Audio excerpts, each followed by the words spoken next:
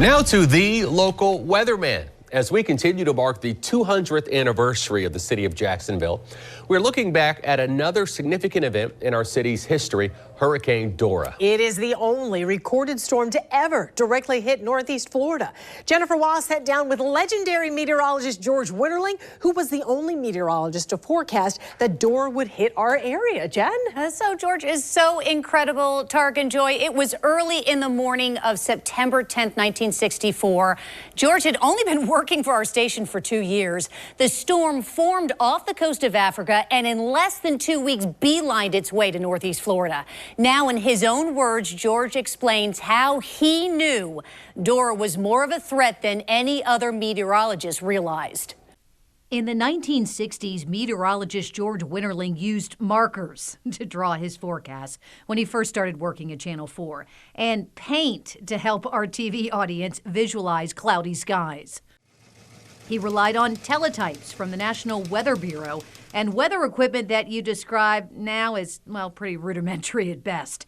Even still, in 1964, it was the basics that helped him forecast Hurricane Dora's direct hit near St. Augustine.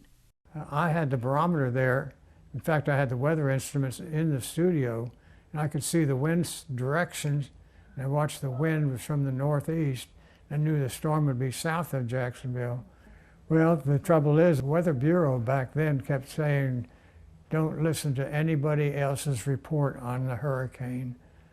And I got a phone call from somebody from the Naval Air Station, and they said I was correct, said it was not down where the Weather Bureau said it bypassed St. Augustine.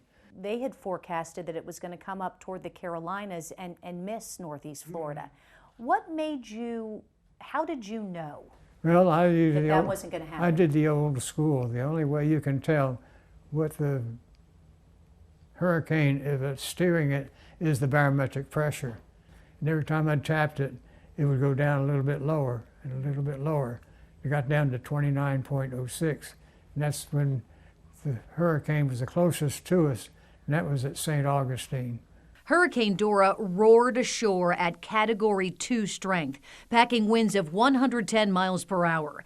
A 10-foot storm surge pummeled Atlantic Beach and south along our coast. 3 homes were swept away, nearly 4,000 others were damaged. Inland, more than 150,000 Duval County homes and businesses lost power for days.